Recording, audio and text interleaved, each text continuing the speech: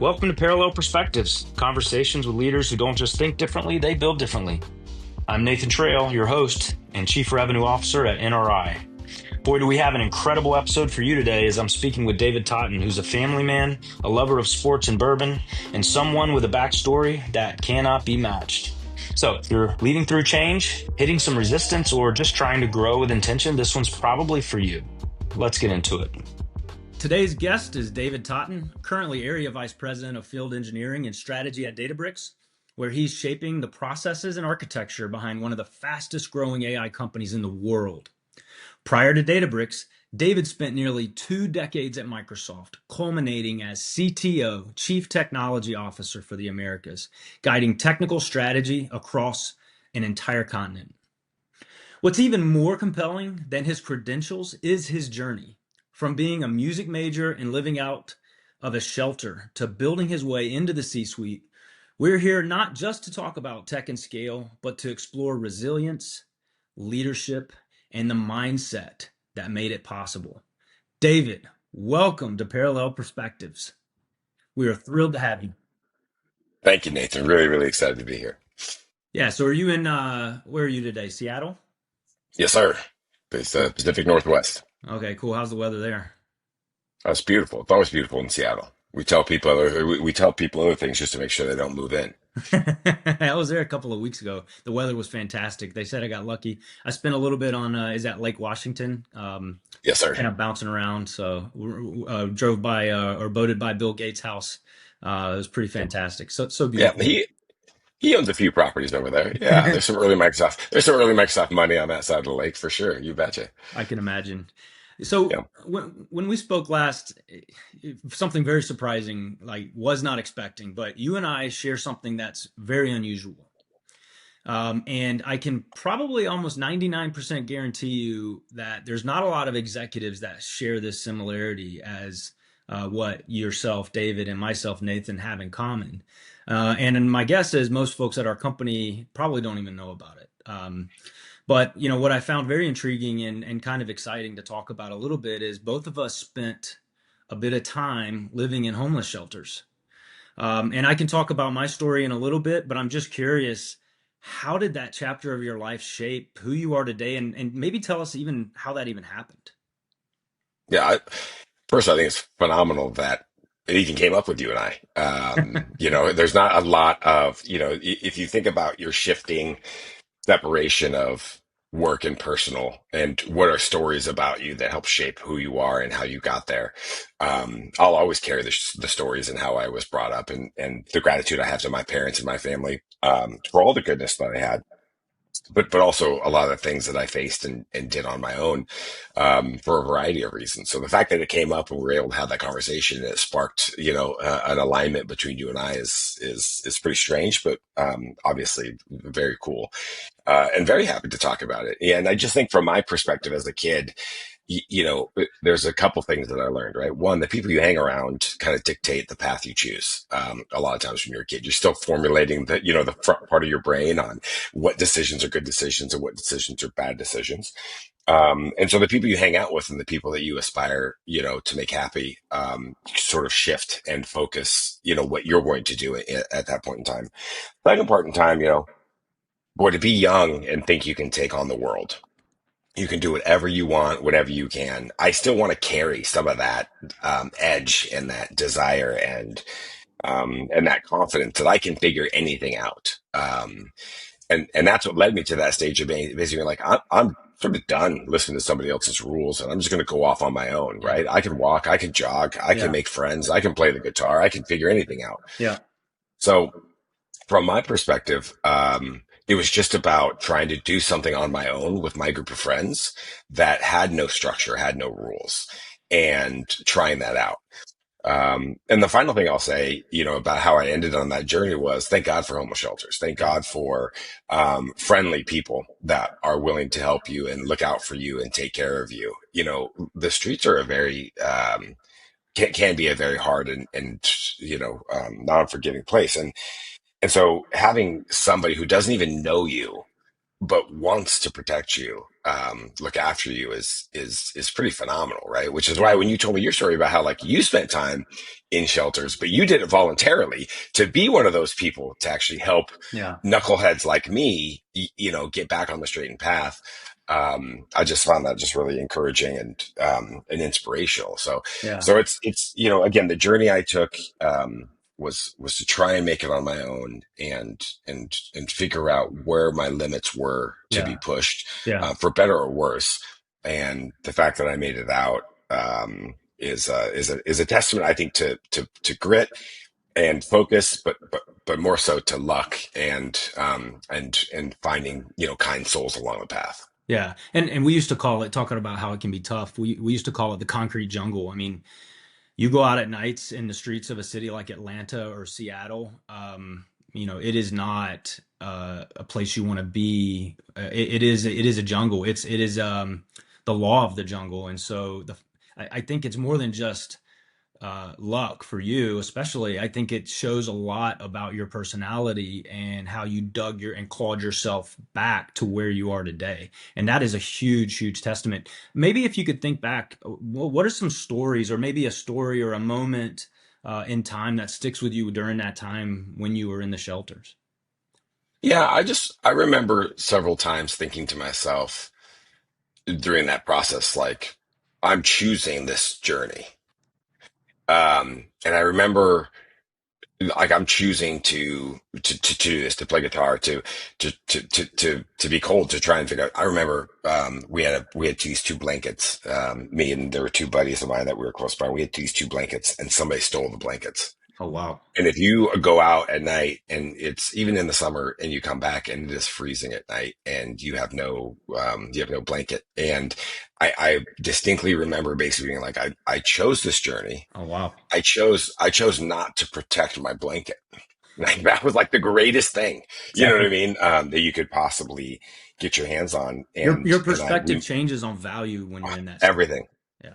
everything changes. And that moment of, really just trying to figure out, like, you chose this, and then what's of value to you, like you Yeah. just mentioned, like what matters to you, shifts tremendously, right? And again, I was very lucky and fortunate to have seen some really nasty bad things and experienced some really really horrific things, but I never felt like, I wasn't going to make it.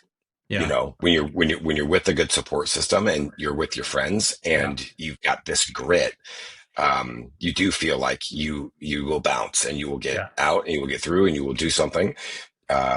But I remember that distinct moment of losing the blanket and basically being like, can it get any worse? Oh my gosh. And what city were you in So again? This is not like warm Portland. Atlanta. I was in Yeah, Portland. this is Yeah, Portland. Portland. Yeah. And you don't want to Yeah. be without a blanket in Portland living on the streets. Hmm. It Oh was not man, ideal. Yeah. that's Yeah. crazy. It reminds me of a story. I'll just quickly jump. When I was so my story is as you said, I was there voluntarily. When I graduated from college, I decided I wanted to spend um, most of my life, honestly, at the time was where my head was, just giving back to others and actually stripping it down to the rawest of raw human nature. And so the easiest way for me to do that at the time is basically I sold my little pickup truck and moved into a homeless shelter downtown Atlanta and literally lived there 24/7, cooked meals, ate dinner, played yard ball in the back. We had a basketball hoop. Um, One time I was shutting down the shelter, and this is one of the stories that has helped shape me, I think. Is um, There was a guy, and I remember his name. His name was George. George. So it was dead of winter. So dead of winter, Atlanta still can be cold. It's below freezing. It's 28 degrees Fahrenheit. So definitely not Portland dead of winter, but cold for us. George comes in, and he's drunk, which we dealt with all the time. This is not a new scenario. Um, but we weren't turning people away because of how cold it was. But this guy was so obnoxious and violent. I had to tell him he couldn't come in because he was disturbed. There's 300 people we had to keep safe, women and children and other men, and it was just something that we couldn't deal with. So, anyways, long story short, after about an hour of him spitting in my face, calling me names, cussing me out, the guy's twice my size. I had luckily a lot of the volunteers that lived there to help us kind of lead the program, helped me get him out.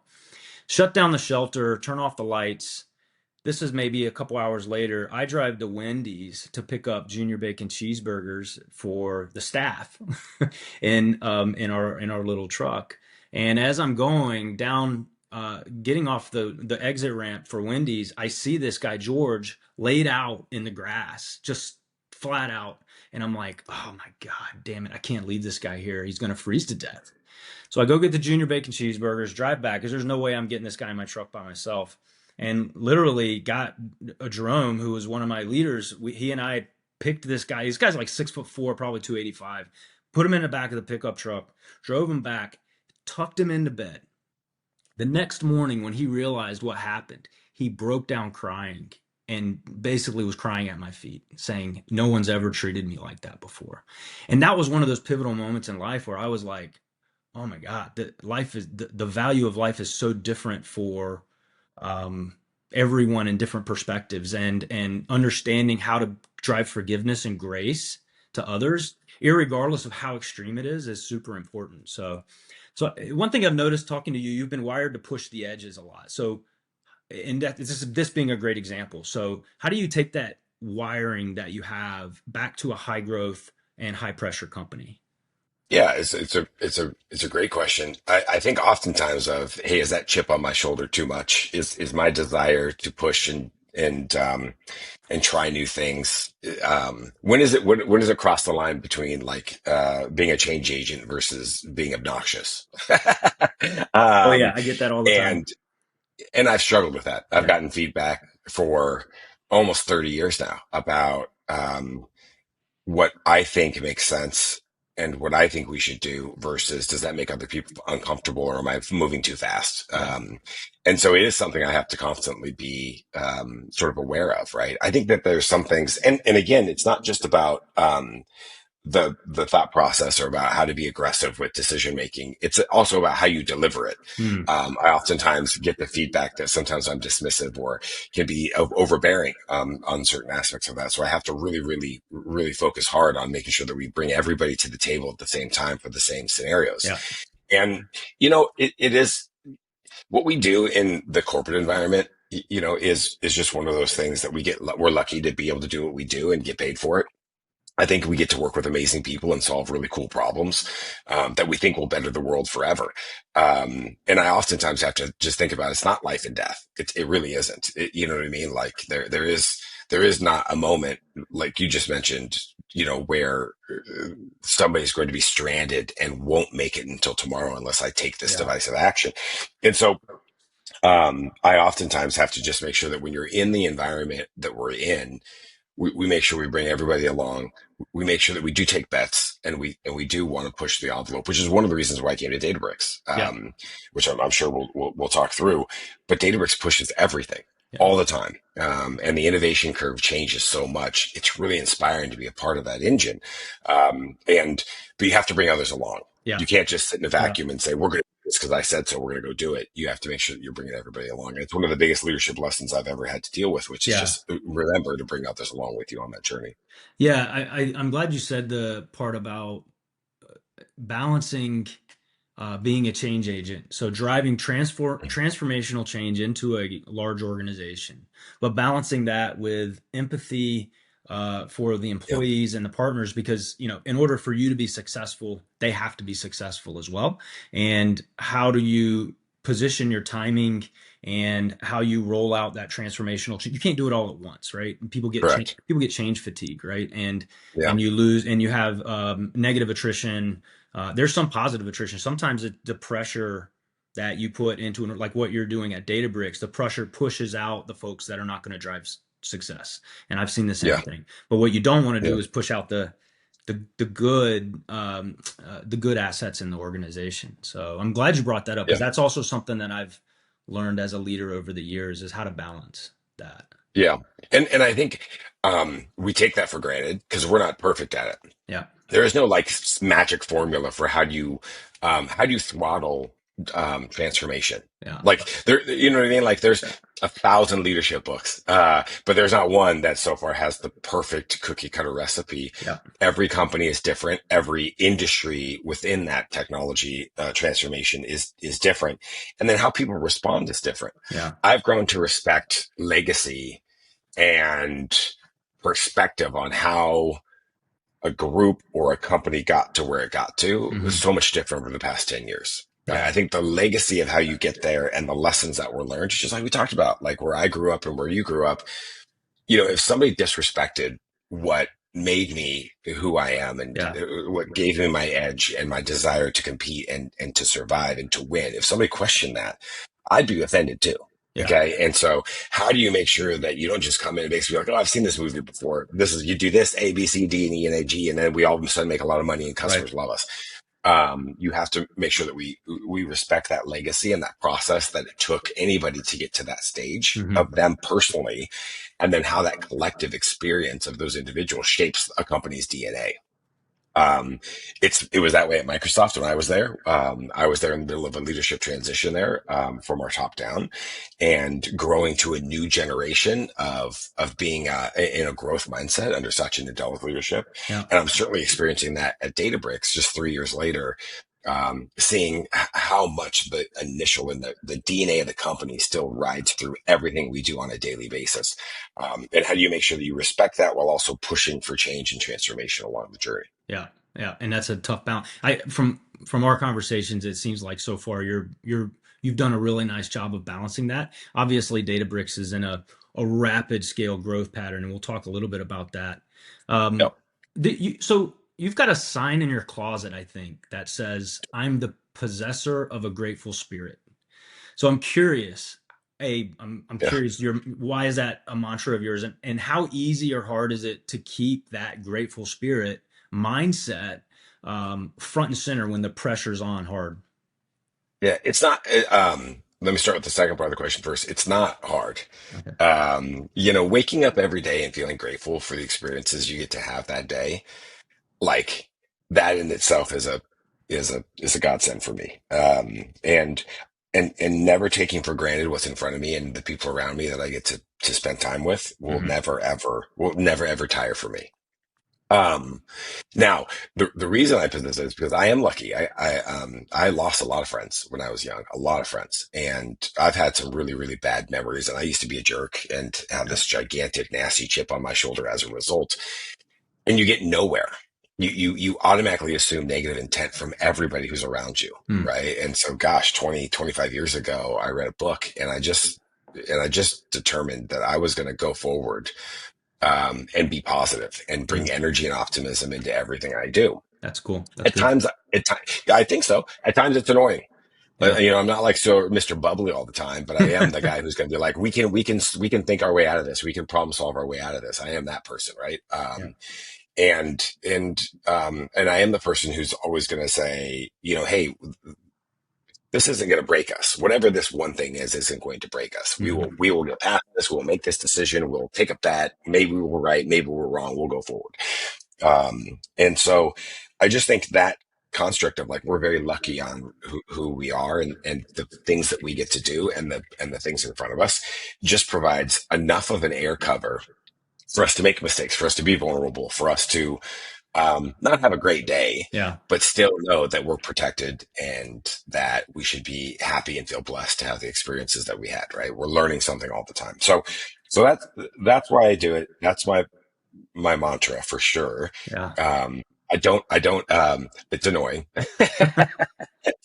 to some people, but I also think like what you just said, I don't really get too stressed. Yeah. And I don't sort of worry about things. And I've got a hand up mentality. Hey, we make mistakes. Throw Yeah. your hand up.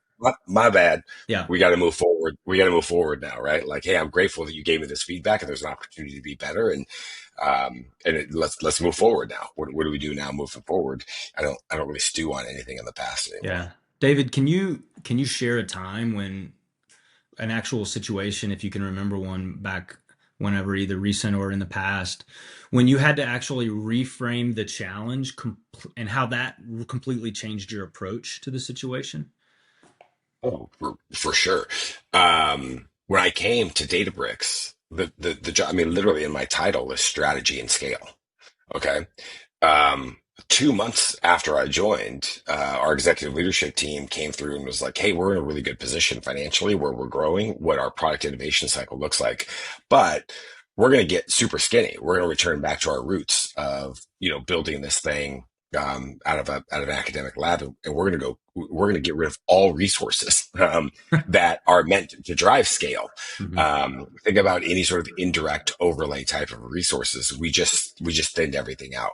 We put all the focus into product and engineering, and then putting people with customers, account executives and technical sellers. Let's get with customers and figure out what problems we're trying to solve.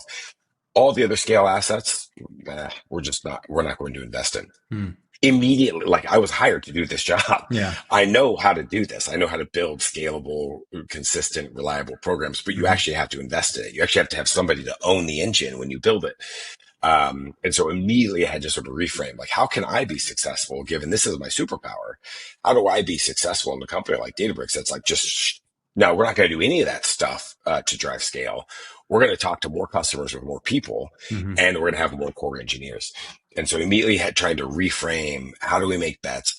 How do we show that those bets have an input and a logical output, and we're going to deliver outcomes based on those bets? How do I prove that to you, founder group? Like, how do I prove that to a group of academics? Yeah.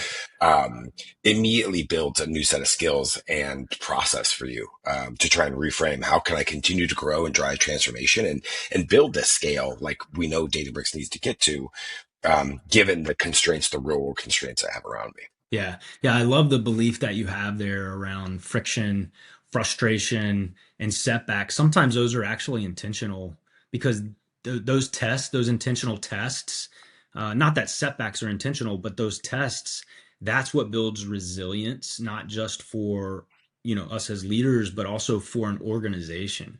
And, you've heard the mantra is fail fast, right? And, working for a Japanese company, there's a Japanese Oh, proverb that we have, which is fall down 7 times and stand up 8, right? So it's all around that grit and resilience. And I think you've got a mantra that is a framework for growth that is get burnt and get better, right? yeah, that's right. Yep. Yeah. So But think about how hard that is to like land with people.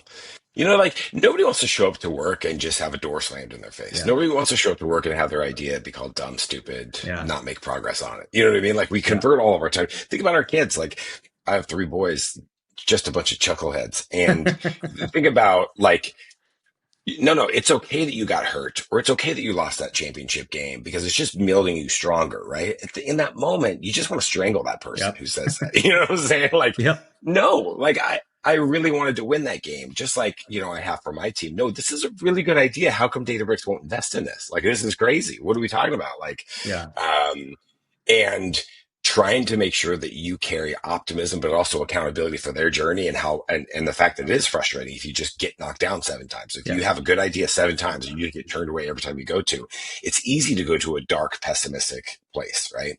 And so that's why it's fascinating to me, like human evolution in general. We should face conflict. yeah, We should get burnt. yeah, Because otherwise you don't know where that edge is, yeah, and again, like, through my entire life, I've experienced, I'm going to push it. I'm going to push it, and I'm going to probably say something I probably shouldn't. And I'm going to push an agenda that I probably shouldn't sometimes. right, I'm going to keep pushing it until we get to a stage where, um, we fail, because that's, at least then I know what the edge is, right? And now I can innovate up until that edge. I yeah, get that. I can push up until that edge, but at least now I know where that edge is. And then guess what? I'm going to keep working, and that edge will be pushed. You'll see, yes, you'll get stronger over time, and you'll push it further into the future. But that's a very hard, like, personal and professional approach to live by, because people want to show up and they want to feel supported. They want to feel like their projects matter. They want to feel like they're making progress, right? yeah, And so I spend at least the majority of my time sort of coaching other people on, have you found the edge yet? Then we're probably not working hard enough. We're right, probably not thinking or pushing enough. Um, and then talking people out of being everything here is broken. I want to go yeah, jump into a hole and cover my head with a yeah, tarp, yeah, mentality. yeah. I really do love your analogy of finding the edge. Like that rings so true. One of my mentors at IBM, when I was running strategic sales, I was in major negotiations, $1 billion uh, contracts, right? And I was one of the leads, and then I ran that team in Asia Pac. But one of my mentors said, I was just going into a negotiation with a state CIO, and he said, "Did you find the borders of the negotiation? What's in the box and what's Mm, out of the box?" Right. So mhm, it's very much not just mhm, negotiations; it's also people. mhm, mhm. It's a sales organization or a field engineering organization, and finding the edge. If you're not continuously pushing, then you may never find it. And Yeah. there's an element of resilience because everybody has a different edge, I think, as a human, and that's the hard part is balancing that. But I want to ask you this. So my understanding, and this is another oddity about you, David, you you you started as a music major in Yeah, yeah, yeah, college, yeah. Yeah. chasing a girl, right? Mm. And somehow ended up from a homeless shelter to a music major or whichever came first, somehow ended up a CTO for Microsoft. So how did that leap from music major to CTO at Microsoft happen? Yeah, it's the path isn't so linear as you would Okay. say, I right? didn't think so. Um, yeah, no, I mean when I was a kid, I was real lucky. I had great parents. My dad was a military man who had instilled just a wee bit of discipline, probably too much so, Yeah. given the decisions and choices I made in high Yeah. school. And but I was smart. I was good at school, so I didn't have to study a bunch. I was a good test taker. Hmm. And then I played sports, so I was always able to like have this public persona of, hey, good athlete, smart kid, whatever. Um, and then when I got myself into trouble Hmm. and chased the wrong things, and so for me, going to college was an outlay, and I was able to play sports in college Yeah. um, and meet some really good friends. But like academically, I was like, whatever I've ever done in the past, I've been able to survive, and I'll pick a major and kind of figure that out. And I was like, I really like how music is composed, not like um, um, how to learn and play every single instrument, but just like how the melodies fill together is Yeah. like an ever changing, recipe for what could be. And so like that possibility of like putting notes together, to make an output that's unique and has never been done before, I was always really fascinated with. Hmm. And the simple fact is like, that's a pretty lonely space when you're like, in your dorm room or, in your house where you're just sitting there listening to music and writing stuff down that nobody cares about. So, um, I, I am curious, met where some is there people. anywhere we can find your music on Spotify, or can you point us You to can. get out of here, really? Yeah, you can't.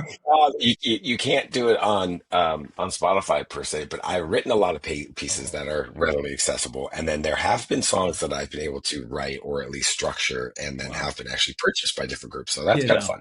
That's awesome. Yeah, truly. If I had a better face and a better voice, I might be a rock star, but no, instead. Anyway, the point is like while I was going through this journey, I met a girl and then she was like, oh, let's go apply for this internship and live with my parents and et cetera. And it didn't work out with her and I for a Okay. variety of reasons. Okay. But I got the internship and got to know this environment of like corporate America, and Yeah. I was like, this is fascinating to me. Everybody shows up to this building. We all park in the same parking lot. We all show up at the same time. Everybody's got these things called laptops. Like this is wild. And so I was working there in college. And then what happened is I was going back to go play sports. I had to go do summer training Right. and I worked for, the leader of McCall at the time. And, his name's on the company, McCall, Craig McCall. And he goes, yeah, no, why would you go back to college? You have a job. I'm paying you. Like, what are you talking about? Like, you go to college to get a job. I'm paying you, Yeah. do this job. And I was like, no, I kind of go back on my soccer team needs me. Hmm. And they were like, he was like, no, we're going to pay you. And so I worked from school Hmm. while I did this as well. Which was a phenomenal experience, again, Hmm. balancing priorities and always being like, I can take more on, I can take more on, I can take more on. That's just sort of who I was and still am. And so I did that and I was like, wait a second, now I'm a couple of years of experience. I can now do other jobs and you start figuring out what sorts of corporate America or in my case, product development you really care about. And it just led from one job into another. I still like miss the creative side of me. I don't Yeah. necessarily have enough time. I channel sort of my, what I would call my aspirational composing to activities or thought processes that I want my kids to have. It doesn't translate. Okay. Like it doesn't, the combination of thoughts that I want my kids to back and how they structure them doesn't work the same as when you're writing music and you're putting it down on a sheet. Yeah. Um, but, um, but, but that's sort of like growing in your career and staying out like, oh, I can be creative in this space as well about how do you solve problems? How do you approach people? How do you think through what we're trying to solve and what the real problem is still very creative for me. Hmm. And then just being very lucky and, again, working my tail off at different companies gets you to a stage where people believe in you. There's a problem big enough that you think you can Yeah. affect change in. And then you just maniacally drive outcomes, you Yeah. know, and Yeah. so that's sort of been my journey. And I miss the old days. I miss the old days of just tinkering with a guitar for sure. Yeah. I miss the moments of like, I don't know what I'm doing, on this project or whatever. Like I had no idea what I was going to do at a cellular company in telco, right? I had no concept of what that was going to look like. Yeah. Uh, and, you know, I think about that now of like, if you're a kid coming out of college, do you really know what you want to do? The answer is no. You Mm. don't have any idea. Like we force these kids in high schools to choose Yeah. majors in order to get accepted into Oh my college. gosh. You have no I idea. changed my major probably 6 times. I started, funny enough, not music, but pre-med. Yeah. After my first semester, I failed chemistry and decided nobody wants me to doctor on them. I think I went to forestry next, then computer science. That was too boring. Then MIS because that was a hot topic. And then I was like, you know what? Business administration is good enough. Yeah. So, Yeah. Yeah. so And you'll figure it out. yeah, I'll figure it And out. and Yeah. you figure it out. And you got to think about that. At your very first job or maybe your second job, somebody took a bet on you. Yeah. And they didn't take a bet on you because you were the best business administrator on the Yeah. planet. Yeah. Okay. You know what I'm Exactly. saying? Like, or because you're pitch perfect communications, Yeah. because you really know how to code or develop this Yeah. piece of software. No, Yeah. somebody took a bet on you because they're like, hey, is that guy coachable? Does he have a little grit to him? Does he look Yeah. like, is he a hard worker? Right? Does he have these broad aspirations? Right? Does he believe his value? Okay. Yeah. Equates to more than what he currently presents. That's Like, right. people take bets on personas, not Yes. on sort of those hard skills when you're early in your career.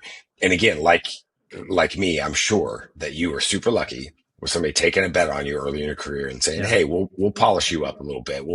We'll make you shine, and help coach you into the career that you've been Well, able to yeah, express, thus far." exactly. And I think also luck, grit, and Google came out. So when people were saying words that I didn't know, man, I was hard on what the heck is a server? What is what Palo who? Yeah, yeah. So Well, I got yeah. a great story. When I worked at Macaw, one of the benefits was you got a free cell phone. Uh, Imagine being like a college kid with a cell phone. Like you can do anything. The problem is, like I'm sure was experienced when the telephone itself was invented, the real value isn't the one person having a phone. Somebody else has to have a phone too. Okay. yeah. Otherwise, you're not calling anybody, right? You know what I mean? Like, so Exactly. I'm this college kid's walking around with a mobile. Nobody else has a cell phone. I Yeah. can talk to the people I work with, but none of my friends. And so I learned quickly. I was like, well, there's going to be some technology innovation that's Yeah. going to continue to sweep, and this might be ahead of our time to have cell phones at college campuses. So Yeah. Yeah. That's cool. So you're in Queen Anne, is that right? I am, yeah, Yeah. yeah, yeah. So that we're based out of the Bay Area. Databricks is, Oh, founded they're by Bay Area. seven. Yeah, Okay. Got it. founded by seven brilliant folks, out of Cal Berkeley, technical labs, and we have an office here in Seattle. We have an Okay. office over in Bellevue, which is about 30 minutes away, and just growing like wildfire. So, Hmm. the company That's is continuing to grow. Oh, I can see it. It's crazy and pretty amazing that you being in the right place at the right time with that AI differentiator that you guys have. I mean, that's why NRI chooses Databricks to be one of our strategic partners is the demand for that product is just blowing up. So you actually joined Databricks when they were around 600 million run rate Mhm. and with a Mhm. goal of 10 billion over 10 years. So when you started, where did you start when building for that kind of scale, going from half a billion to 10 billion in 10 years? Where do you Well, even start? Databricks, yeah, Yeah. yeah, Databricks has the philosophy of like, hey, let's hire really really smart people, and they'll just figure out the problems to solve and how to Yeah. best solve it. And that works. Believe it or not, that does work. Like, hire really smart people that are get after it and want to go out and solve problems, and they'll figure that part out. Yeah. Well, as you grow in numbers, and then as you grow, like for us, when I came in, we had kind of like two main products. Now we have like seven legit workloads, right? Yeah. That are enterprise grade, truly amazing technical solutions. So as you scale, you can't just say, let's hire smart people and put them with these accounts and figure it out. Like, you Yeah. have to build systems of repeatability. You have to build demos together. You have to build sandboxes environment. You have to build solution plays for people. You have to build a customer success engine. So, you know, building a little bit more structured process and handoffs and tighter swim lanes on what makes an individual successful at Databricks, that was sort of the opportunity in front of us, and it Right. still is. We're still evolving in that Sure. dialect, and we're still evolving on how we think about what is it that a technical seller does with an account that works. Yeah. And because customers and how they think about data and how they think about AI and how they think about their estate and the best ways to manage it, everybody's unique. So again, there is no recipe card. There is no like four simple ingredients and Yeah. voila. Like, a solution architect is amazing, and the customer adoption of Databricks is 10 out of 10. Every customer is unique and has different challenges. Some of them technical, some of them political. And Yeah. so trying to create repeatable frameworks, not necessarily like like the same recipe card, is Sure. sort of what gets me up every morning. How Yeah. do we build best practices? And then how do we make sure that our people have the tools and the processes in front of them to help make sure that they're ultimately really, really successful with their customers, right? Sure. That's what we're trying to do. So I know what Databricks is. Obviously, Sure. I'm one of your Yeah, strategic yeah. partners doing Best partners. You're the best best partner. partners. Yeah. I love NRI is the that. best partner in the world. Yeah. Doing service integration, and but Yep. not all of our listeners know what Databricks is. So Yeah. from a partner community, from a customer community, and just from people who are not in technology at all. Hmm. Hmm. First off, what is Databricks, right? What do Hmm. you offer? What do you do in the world of technology, and how does that drive business solutions to business challenges? Number one, and then part two to my question is, why would and I know the answer to this, but I want to hear it from you. Why Hmm. would NRI or a customer choose Databricks over a competing product? So, kind of a two-part Yeah. question. Yeah, great. I mean, the first, like, Databricks is the data and AI company. And what we mean is, like, all companies, big, small, all industries, they've got data. They've got from their customers, from their supply chain, from their partners, from their employees. And historically, that data has been sort of all over the place. And what Databricks invented, multiple patents ago, was a technology to take all that data and process it more efficiently and effectively and organize it in a way that anybody can access it in the same space. Databricks invented the term lakehouse, which Hmm. is where you can Right. drive, obviously storage and collection of data, but also analytics in the same environment. Why couldn't you do that in the same environment before? So, being the data platform company of everywhere, we help customers get their data into one place. And what you mentioned earlier, Nathan, is really important. The reason why Databricks is sort of set up for success is because we can help you get your data in one spot, and then we can apply AI and all of the technical innovation that's happening right now in real world, the next, industrial revolution that we're right in Right. the middle of. You can do it on your own data with your own rules Yeah. differently. The fact that we're multi-cloud, we're sort of an independent arbitrator. We serve up technologies across multiple vendors. So we don't have a dog in the fight. We just want you to have your data in one spot and then drive intelligence on top of your data. We call it data intelligence platform. We're the only company in the world that does that. Yeah. Like, there's a bunch of companies out there, the big ones, the hyperscalers are all amazing. Yeah. Like, Microsoft's incredible, Google, Amazon, Okay. Oracle, they're all incredible companies at what they do. They have a vested interest to drive people to using their technology, their LLM engines, their AI reasoning efforts, their databases. Like, there's a reason why they do that, is because it's their product and they think it's the best. Well, if you're a customer, you might have a different need for a different AI innovation, depending on what you're trying to do. Yeah. Are you trying to reason over something? Are you trying to build a custom LLM? Are you trying to develop your own AI model? Are you trying to fine tune a model that was built somewhere else? And so the Databricks advantage is you can do all that, and you will help service whatever technology, or whatever cloud provider or whatever LLM engine you want. will help you do that more efficiently, Yeah. and without prejudice, greater than any other platform in the world. So that's what Databricks is. And the reason why people choose Databricks is because it allows that ultimate flexibility. That's right. You know, when I was at Microsoft, it was sort of like, hey, we'll work with you because we're a Microsoft shop. We'll work with you. We don't care if you're a Microsoft shop, an Amazon shop, Google. It doesn't matter. Like, you should have access to your data more efficiently and be able to reason over your own data in order to make better decisions and drive better outcomes that are specific to your customers. Yeah. And so being that independent arbitrator in the middle, like that, just independent, Switzerland, if you will, over a customer's platform environment, has served the company like pretty well. And so the reason why I think, to finish your question, like, why do people choose Databricks, particularly in the partner community or like SIs or ISVs, is because, it's the cleanest, most efficient process to get data and do stuff with your data Yeah. in the world. Yeah. And so if you're an SI and you're like, hey, I've got ideas of how to add value to customers' data, how to develop AI solutions with customers and their data, like, you pick the easiest, most effective way to do that, that looks the furthest left to right, Yeah. in order to really drive innovation, because that's where you can apply your own IP, your own Right. innovation on top of it. And so Databricks is the preferred platform of many because of that, the Yeah. ease of use and the breadth of scope that you can do within the platform When itself. you hit the market at just the right time. I know they've been around for a while. I think, what was the previous name? Spark. Spark.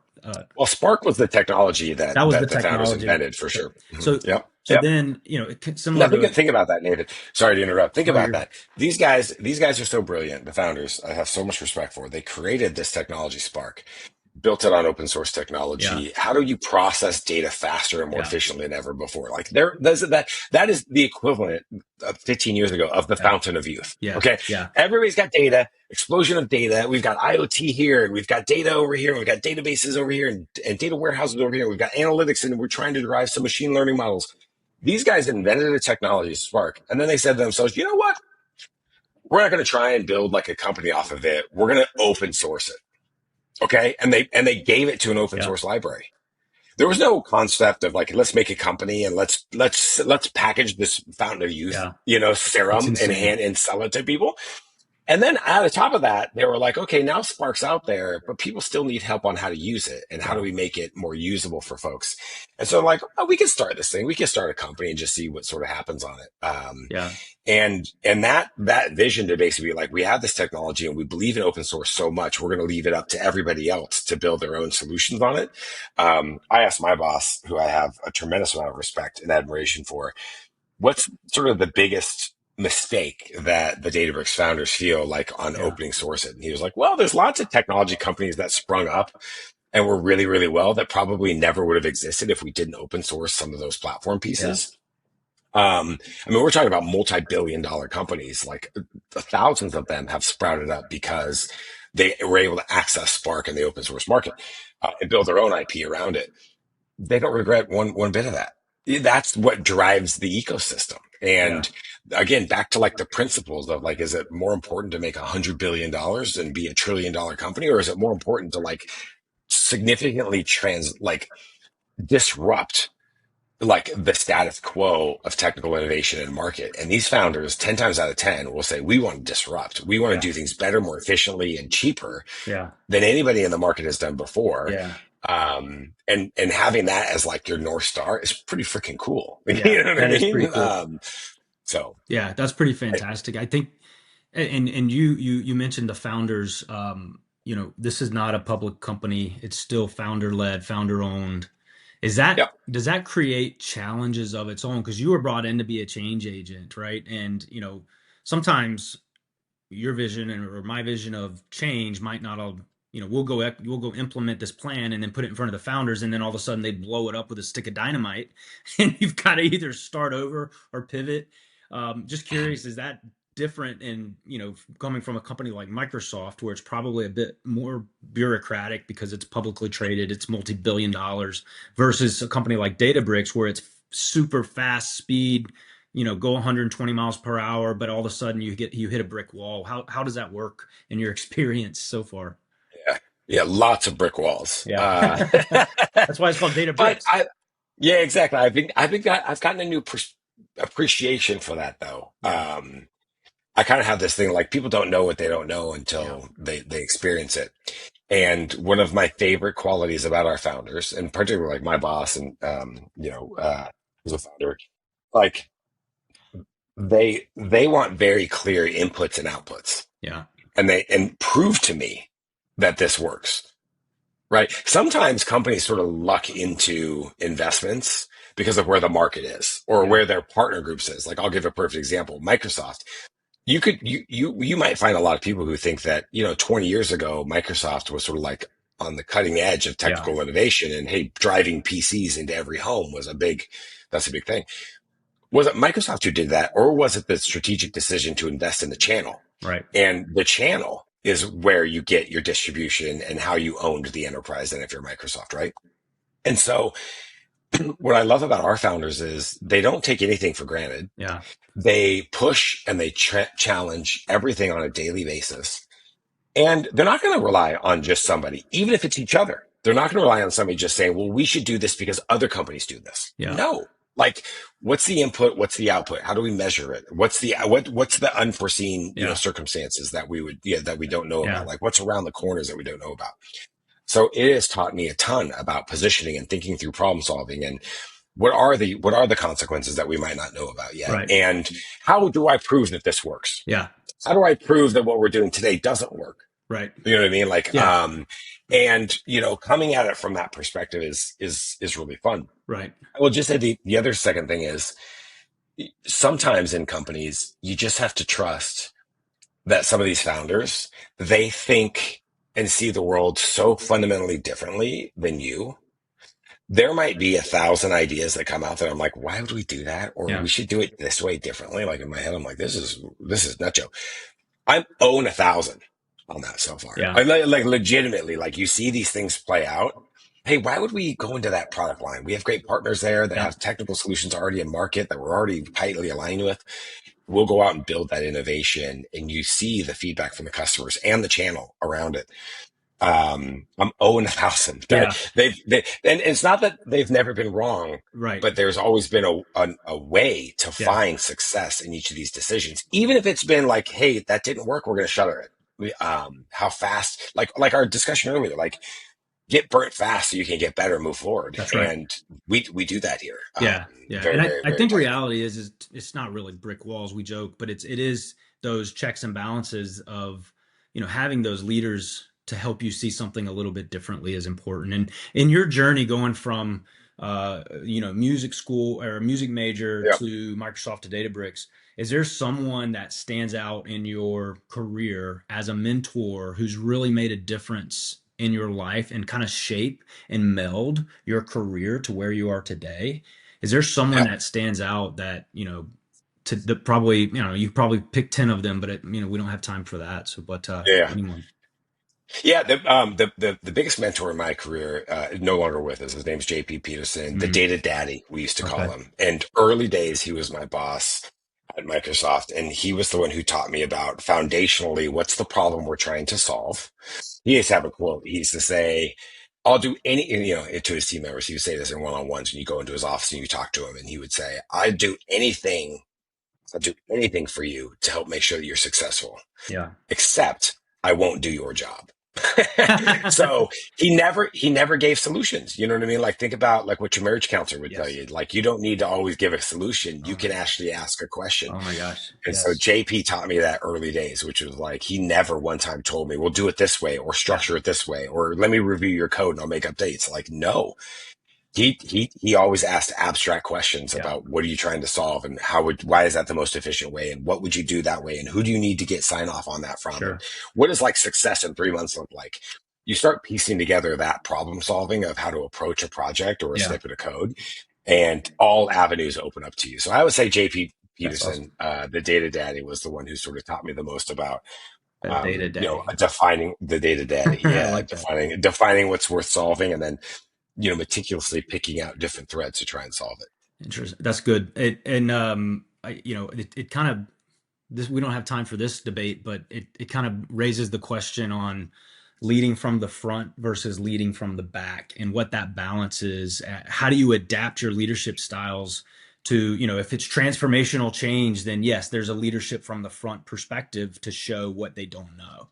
If it's Yeah. Yeah. once that change is in place, then maybe there's a leadership from the back where it's enabling and empowering and those types of things. So I'd love to at some point in time debate that and have that conversation with you. So, but we're running out of time. So let's wrap up with some quick hitters, so people can get to know you beyond the bio. So I'm going to hit you with some quick questions with some quick answers. Starting with, what is your favorite sport to play versus watch? Oh, I love, goodness gracious, I love golf, all Mm-hmm. aspects of golf. I think that one-on-one, just you play a hole, and then if it goes well, awesome. If it Yeah, doesn't, hey, you got another hole in front of you, go do it. So yeah. I love golf. I like watching golf as well, but I like to play more so than anything else. And then we watch a lot of soccer in my house. My Okay, my boys that's are all awesome. three premier soccer players. So yeah, Oh, we that's do a lot awesome. of I soccer. actually was last weekend saw Manchester United and Everton. They were playing in Atlanta, so I got to. So Yeah, yeah, actually, yeah. Nice little friendly there. I've got the Man U scarf over Yeah. here already. So I won't. I promise I won't hold that against you. You know, there's lots of well, people in the world who are United yeah, fans. So, yeah, I know, I know. All right, next question. What's your walk-in theme song? um, yeah, there's a song called "Sweetness." Hmm. You Oh, I can heard of this sort one. of, yeah, like a Did you write it? it's a I did not, but it's sort of like this buildup of "Are you listening?" With this great musical melody underneath it. So it's sort Well, of Jimmy Eat World Sweetness. Go check it out. who? Jimmy That's what Eat? sometimes when I Did you say wake up, Jimmy Jimmy Eat Eat World. World? I haven't Yeah, heard yeah, that yeah, band name in yeah, yeah. forever. Oh my God, Yeah, yeah, yeah. Go that listen is to it. That's what I walk. That's when I'm making breakfast. That's what I start the boys with that is every such our morning. So. generation. That's awesome. I'm gonna go listen to it now. All Yeah, right, here's one that's not on the list. If they could create a cocktail in your yeah, honor, in your yeah. honor, what is the ingredients for the David Totten? Oh, that's a fun one. I don't know.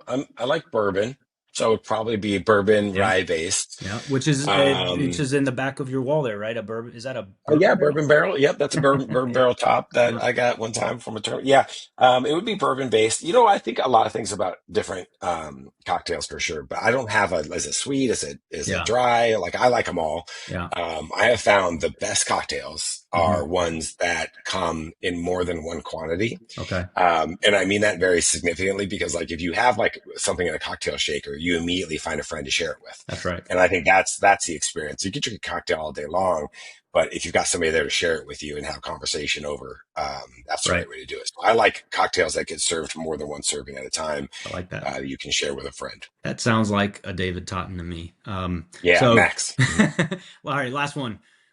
If you could pick any event, could be sports, could be anything that you'd want an Yeah, all access pass to, what yeah. is it and who, and you can bring one person with you. Who is it going to be? One or two people? Oh God, that's awful. Mine. I can't. Yeah, one or two people. It's a really hard one. Well, first off, it would be like a county fair.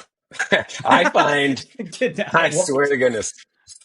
Fairs are so Oh fascinating. my gosh. People watching, the food, Fried the Oreos. rides, the oh my goodness, all of it. Like, you know what I mean? Like there's like that's an entire ecosystem that they Yeah. decided to build. And they're like, we're gonna keep true to this. Elephant ears, like, oh my gosh. So I would do something like that. Like Yeah. Yeah. That's and then hilarious. if I could, I'd probably rotate the plus one to my kids. Yeah, of Um, course. because I that can, I can amusement literally, and that wonderment. yeah, Mhm. I can literally smell funnel cakes right now. Like that's what I smell is Yeah. funnel cakes. And I'm hearing Yeah. Metallica playing in the background. Easy living, man. That's easy living. Oh So, man, and David, by the way, when I say that now, I'm different. I'd want VIP access to the front gate as of opposed to the course. parking lot walks. You Skip know the what I mean? lines. Like, don't do that. That's Got part to of the skip the deal. lines. So, Look, yeah. thanks a lot for sharing your journey, your perspective. It's a great conversation. You obviously are a stand-up guy and someone who prioritizes family, bourbon, golf, and all the things. But one last question for you. If you one key takeaway that you hope people carry away from this conversation, what is it? Yeah, is that today we are blessed to be in the space we are to face the challenges that are in front of us. And if you go out with that mentality, and by the way, tomorrow will be different set of challenges and different opportunities to succeed. But if you just think about it, like they chose me. I'm chosen to be in this space today to solve this problem, to get yelled at, to make this mistake. They chose me for a reason. And if you just carry forward that mentality, your confidence, your ability to see problems through to the end will always work. It will Yeah. always work, right? And so just feeling very blessed and lucky to be in the situation where you are, even when things go sideways, there's a reason why you're the one who's facing it. That's what I want people to always walk through their day-to-day with. Thanks, David. Honestly, after this conversation and the short few we've had, you truly are the possessor of a grateful spirit, and I Yes, sir. look forward to sharing a bourbon with you, and one that can be shared with friends. So next time Yeah. I'm in the Seattle area or you're in Atlanta, and so really appreciate you being on the show, David. Your story reminds us all that grit, gratitude, and clarity of purpose are what truly scale whatever your title is. So if you're listening and wrestling with your own friction, remember your wiring might not just define your path. It can drive you forward. So until next time, this is Parallel Perspectives, and keep building boldly.